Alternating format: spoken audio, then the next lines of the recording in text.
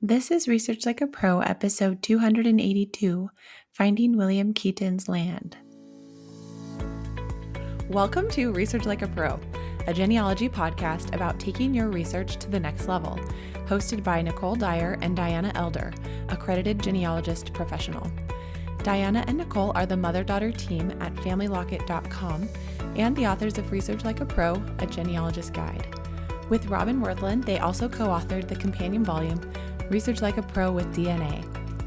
Join Diana and Nicole as they discuss how to stay organized, make progress in their research, and solve difficult cases. Let's go!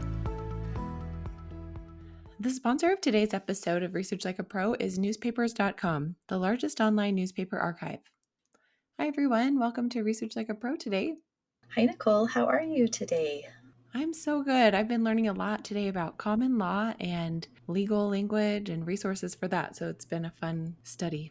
That is fun, and it's just good to know the difference between common law and civil law.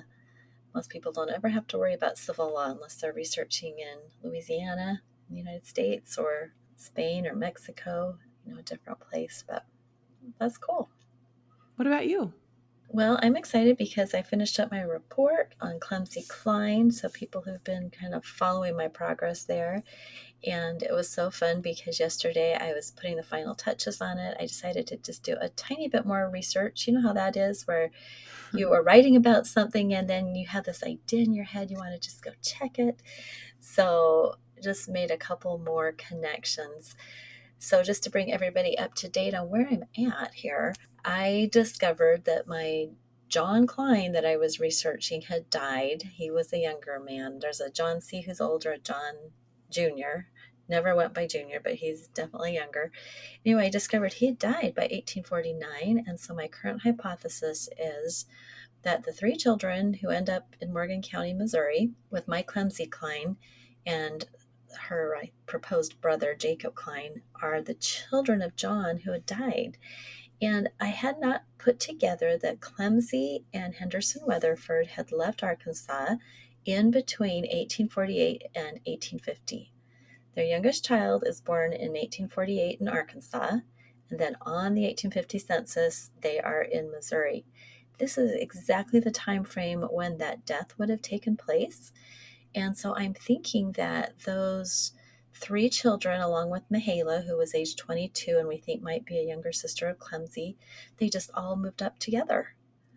I was thinking Mihaela took these three children up, and when I was reviewing my report, I realized, no, Clumsy and Henderson were going. Why wouldn't they have all gone together? That makes so much more sense. So that's my current hypothesis. Oh, great. That's just one example of how writing helps you make connections. Yeah, we sometimes have to put on our creative hat and just think of all these different scenarios of what makes sense. And so I'm hoping when I work with the DNA that will bear out all these hypotheses that I have from the actual records. So it's been fun. Great. Yeah, I'm working on finishing up my report too. And just like you said, after following my research plan, there were just a few more things that I felt like I needed to do based on what I found. It was interesting, this particular James Dyer was poor. He didn't own land. So his tax records always said just one white pole, no land. And so he wasn't in any deeds. And I don't really know where he died. I think he probably stayed in Granger County and there wasn't any estate to distribute. So there wasn't any record of that. And prior to 1850, I think he maybe came from Knox County. And that's a hypothesis that I can't fully verify, but I eliminated all other people in 1840 as candidates. So I think that's him. But there wasn't anything really else in Knox County either. He didn't own land there. And so then I'm back to my original plan, which was to just sort out all of the different people in Granger County. There were so many Dyers there. Surely one of them is related to him. Well, I think sometimes just eliminating all the other candidates is a good scenario. It's just, I wonder if there's another candidate somewhere else that just has popped into the area. Right. I just feel like I don't want to leave all these loose ends in Granger County. And I've got a lot of good deeds ready to look up. I extracted all of the page numbers and book numbers into my Airtable log. And then I figured I would go look them up when I have time. So that's kind of next on my list, and I don't think that I will do all of that before I finish this report. I think I'm ready to finish the report and put this into future research and then just kind of work on it over time and maybe write a second report. And there's some records I want to order from the Tennessee State Library and Archives because not all the tax records were available online. So I really want to just order those tax records prior to 1851.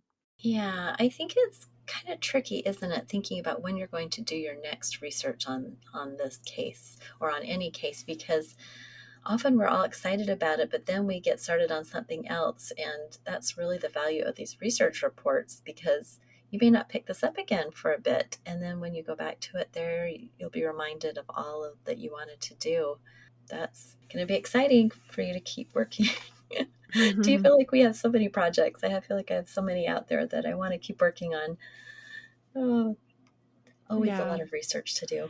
I do look forward to the next DNA study group starting in February because then we can pick up one of these other projects we've worked on. And I probably will just continue with the Dyer research. And one of my goals is to sort out all the Dyers in Granger County with the documentary records that I have now. Then, with the DNA study group, work with the administrators of the DNA surname project for Dyers and see if I can sort out if any descendants of those Granger County Dyers have tested and are in that project.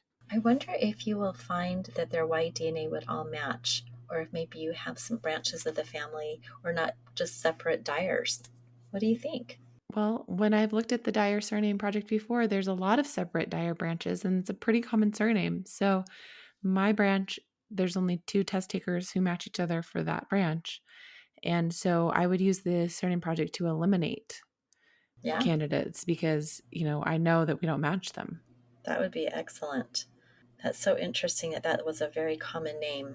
Are you finding that's a common surname in a lot of places, or just here in Tennessee? It was also in North Carolina, but a lot in Tennessee. And that's because there's even a whole county named after Robert Henry Dyer. So there's just a lot of Dyers there.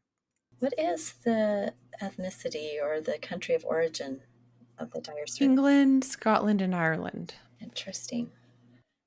All right. Well, for our announcements today, we are excited for our next webinar in the Research Like a Pro webinar series. This month, December 19th, it's featuring Candy Risher, one of the researchers who has been one of our peer group leaders for the study group. And she is going to be talking about a DNA case study called Proving the Mother of Cornelia Robertson Hickerson. So if you'd like to join us, she'll be talking about proving a biological relationship and using DNA from start to finish. And this is about a family living in Tennessee and Texas and migrating to Texas in 1872. So this should be great. Like we mentioned, the next Research Like a Pro with DNA study group begins February 2024. So we're looking forward to working with a lot of you on a DNA project. And we're excited to work on our own research and talk about that. So sign up starting in December. To be a peer group leader, you can get free registration and you would just have to help lead a Zoom meeting with a small group every Monday. We hope we will see you at Roots Tech, and that is from February 29th to March 2nd. It's a 3-day conference, and you can register for $109. Well, great. I am looking forward to the DNA study group and buckling down on DNA. That will be so fun. Well, today we're talking about Finding William Keaton's Land, a visit to the South Carolina Department of Archives and History.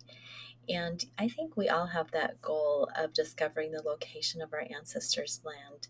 Sometimes we can pinpoint the exact spot and go and stand on the land and look around, see the mountains, the hills, the valleys, whatever's there, if it's just completely flat, and just imagine what it was like for them coming into this area, or if they grew up there, working the land, things that they would have been doing.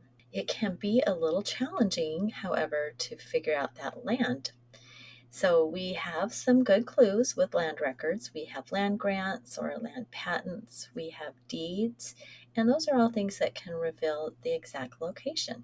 Now, as everybody listening knows, my paternal lines are out of the South, but I grew up in the West. I grew up in Idaho, and my dad was in his younger years, I don't know, maybe about 8. They had moved from Oklahoma, Texas area out to California. And then we never went back south, and his ancestors were even further south, North Carolina, Georgia, Alabama, all those fun southern states. And so when I was able to go to South Carolina this summer of 2023, I was speaking at the South Carolina Genealogical Society workshop, which takes place at the archives there. And so it was my first chance to go to that archive, and I was excited to take one afternoon and go do some research. So I was trying to think of which ancestor would be fun to research, and I remembered that we have William Keaton, who you discovered, Nicole, my fourth great grandfather and your fifth great grandfather, and he resided in Pendleton District, South Carolina, which became Anderson District in 1826. So I decided to see if there was something I could find there at the archives about William Keaton. I love talking about William Keaton, and it was so exciting for me when I kind of first started using the Research Like a Pro process to figure out the answer to that question I had, which was who was Lucinda Welch's father? And I studied her life, figured out that her daughter had a death certificate that stated her maiden name. And at first I thought it said Keston. Mhm. Remember that? Yeah. And it was kind of hard to read, but when I really examined the handwriting of the person writing the death certificate, I realized that the way he wrote his A's was the same in female and in Keaton. So I figured out that it wasn't Keston, but that it was Keaton. And I had been a little bit stuck looking for Kestons because that wasn't really an actual surname that existed in South Carolina. So when I found it was Keaton, then I found some Keatons living in the exact county where I had found a marriage of one of Lucinda Keaton's older daughters. So that was exciting to have a place and a surname and to figure out that William Keaton was the best candidate and then finding his estate record, which named all of his heirs. Well, that's cool that you had decided to go and visit the South Carolina archives. William Keaton first appears in the records in a land grant in Pendleton County, 96th district in 1792. And jurisdictions are a bit confusing in South Carolina for this era because they had overarching districts. And within those districts, there were several counties. And so that was different than other states. In 1800, the districts were abolished and many of the districts became counties. In 1826, Pendleton County was dissolved and became Anderson County. So the place to look was Anderson County. Having the exact location of William Keaton's land is very helpful in discovering which jurisdiction his records might fall in. So we knew that his land was in the Anderson County of more modern eras, and looking at the map helps us figure that out. So you can see in a map of South Carolina districts and counties from 1791 to 1799 that within that area is the approximate location of William Keaton's land. And Diana had taken a star and put that on the map to see where it would have been. And she found that approximate location of William Keaton's land as described in the land grant. And the land grant said that he had 577 acres surveyed on the 13th of October, situate in the district of 96 in Pendleton County on Camp Creek and branches of Buckhorn, waters of Savannah River, bounded by lines running northwest and northeast by John Grisham's land, all other sides by old surveys and vacant. That's fun to see the last name Grisham because that's actually the surname of his wife, Catherine, Katie Grisham. That was something that I found in a newspaper article that was written by one of their descendants, kind of in a family history. So I don't know the original information where that came from about the marriage, but it was printed in a early 1900s newspaper, so somebody knew that. Anyways, this land grant was signed by Charles Pinckney, the governor, on October 1st, 1792, and certified by Peter Bremen, Surveyor General, on September 19th, 1792. The grant states Pendleton County 96th District, but the map shows the land on the southern border of Pendleton County, which was in the Washington District. So we don't know, maybe the surveyor incorrectly identified the district or the district boundaries were difficult to determine when the land was located on the border. Maybe some was in part of one district and some in the other district. Right. We look at these maps and they have distinct border lines, but if you can imagine you're out surveying the land, there's no border line imposed upon the land. So it would be very tricky if you were on a border to know which side you were on. for the record keeping. So our maps are so valuable when we are doing our research. Well, let's have a word from our sponsor, newspapers.com. Newspapers.com is your ultimate resource for discovering your family's history. Explore more than 800 million newspaper pages in their vast collection spanning 3 centuries. Newspapers.com is your gateway to exploring the past with papers from the US, UK, Canada, Australia, and beyond. Trace your family's journey and uncover the extraordinary tales of your ancestors through newspaper stories, birth and marriage announcements, obituaries, photos, and much more. For listeners of today's show, newspapers.com is extending a discount of 20% off on a Publisher Extra subscription. Just use the code FamilyLocket at checkout. Don't miss out on this incredible opportunity. Well, that 557-acre grant to William Keaton came with a land plat map that shows the boundaries. And as you mentioned before, one of the neighbors that caught my eye was John Grisham. And also, that map shows the location of the Camp and Buckhorn Creeks that were mentioned in the land grant. And I love these old survey maps. They have the degrees and the directions like northeast and southwest. And this one has, let's see, 1, 2, 3, 4, 5, 6, 7 sides. So it's not, it kind of looks like a pentagon, but then it's got this little extra piece cut in, and it's just so fun to look at. And imagine this land. That's a lot of acreage, 557 acres. My dad owned about that much land in Idaho, and it's a big piece of land. So that's so cool. Well, under the plat map, there's a notice written, and this is by the surveyor. And he says, I certify for William Keaton a tract of land containing 557 acres, surveyed for him the 13th of October, 1791, situate in the district of 96 in Pendleton County on Camp Creek and branches of Buckhorn of Savannah River, and hath such buddings and bounding as the above plat represents. So, it's really neat when you can find a plat map for a parcel of land, because it does help you put into context where this land is. And when we saw the Camp Creek and Buckhorn locations, it gave a good idea of where that land plat lay. And there in the archives, I was working with the archivist, and he took me over to these great big maps. It was a historical map of Pendleton County, and everything was very large. So you could see all the creeks, all the small little markings that would have been in these land surveys, and I've got a pretty good idea of where the land would have been. And so on the blog post, I took a picture of this map and put my red star right where I thought it would be. So if I wanted to travel there, I'd probably be able to find a pretty close, match of where the William Keaton land was. So it was really helpful to have those neat land maps there at the archives. But we have so many maps online as well that I don't think you have to be in person anymore. You can find things online. And in fact, I did find the map online at the Library of Congress. So that was awesome.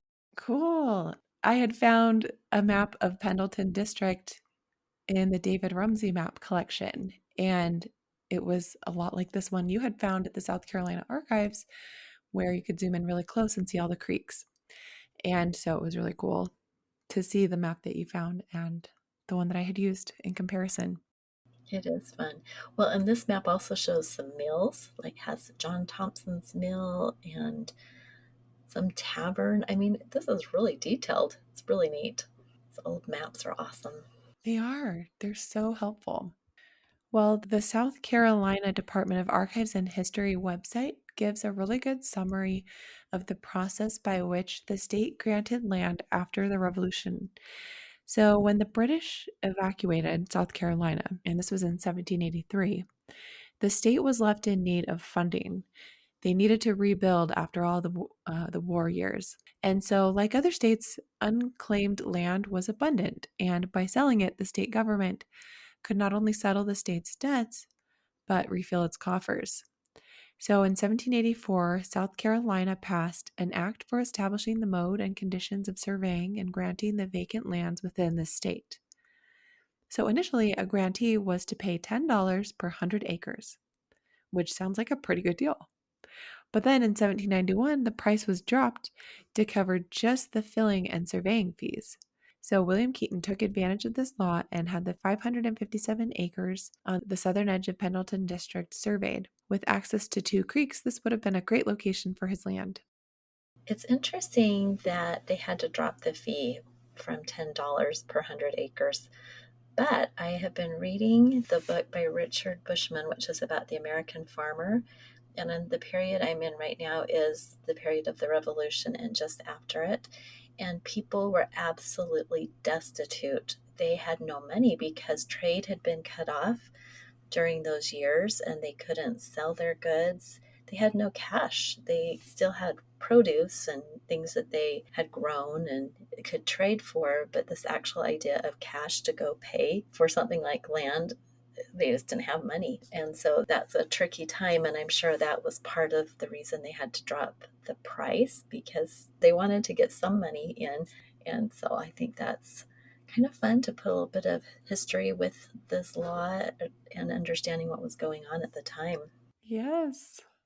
Well, keeping the records, we are always so concerned, and rightly so, with how to find the records and understanding how they were created and stored helps us locate them and use them. So, how were these land records created? Well, under the 1784 law, a commissioner of location was appointed for each district. And when an individual located land they wanted to survey, they would first obtain a survey warrant from the commissioner, then have the land surveyed by the deputy surveyor, and he would create a scale drawing or plat map using metes and bounds. And this form of land measurement used degrees and landmarks. So just as I described a little bit with that plat map for William Keaton, the landmarks were the two creeks, and the drawing shows the various calculations used to measure out the 557 acres. Well, the commissioner of location then recorded the surveyed plat in his plat book and sent the original plat to the state surveyor general in Charleston. He also recorded it in a plat book and sent it to the Secretary of State, who prepared the land grant for the governor to sign, and another copy of the plat was made and attached to the grant, which the grantee received. So, three different copies of that. The plat and grant given to the grantee may have been passed down through the family, but often was lost. And I don't have any original grants from any of these ancestors. I would love to see one if someone had one, but I fear that many of those are lost. We luckily have the copies, though, that were kept in the Surveyor General and Secretary of State's office. So I think this is why we have so many of these original land grants available to us, not just in South Carolina, but other states. Because of the importance of land, they would make copies and in multiple places. The South Carolina Department of Archives and History does detail some limitations to the plats. And it's always good to know our limitations. And they say that a few of the plats are from before the Revolution and represent lands that had been planted but not granted when the war broke out in 1775. Some others don't really include ungranted lands but are for grants designed to clear up murky or defective titles. Plats often overlap or have gaps between them, so you should not expect they will fit together exactly like a puzzle would. These plats are not part of an overall grid platting scheme like you may see in states farther west. Each plat was drawn independently using markers like trees, stumps, and rocks as boundaries. So I love that description of limitations because I think sometimes we do want to fit those together like a puzzle. And I know some of the deed mapping software does that. And I know you've worked a little bit with that, Nicole. Have you seen that? That sometimes there are gaps or overlaps with the plats? Yeah, I was trying really hard to fit all the deeds together like a puzzle, and there were some that you could really line up just perfectly and the borders fit together, and there were others where there was something missing or there was like an error in the land description. So you could sometimes figure out the error and like reverse it and make it look right, like it had the wrong direction or something. But yeah, it was pretty interesting to do that project because I think I mapped like 50 deeds and just seeing the evolution of the land over time. And I wanted to see if John West got his land from a relative or someone, but it looks like he just got it from his father-in-law, which I had kind of hypothesized. So that was interesting. But yeah, it's definitely not like the federal land states. Right, which have the squares, rectangles, absolutely set in stone there how those are laid out. So these are quite a bit different, these plats that are surveyed with meets and bounds. And I think it's really interesting how the war impacted everything, which of course it would. People had land surveyed, but then the war broke out, and then they couldn't get it granted. And then after that, maybe they started living on it. We see that in a lot of areas where people are living on the land before they actually own it or have any right to it. And so you have some challenges with who actually owns this land or who's going to have title to it. So, just like it is today, some contention can arise from land. Absolutely. Well, the South Carolina Department of Archives and History has digitized a lot of these records, and they are available via their online records index. And their search engine allows you to search by name, location, or date. When you locate the record for your ancestor, be sure to download the image to your own files and create an entry in your timeline or research log. There you can put in the citation and the record details. Because we were sure that this land grant applied to our ancestor, William Keaton, it was added to the timeline for him.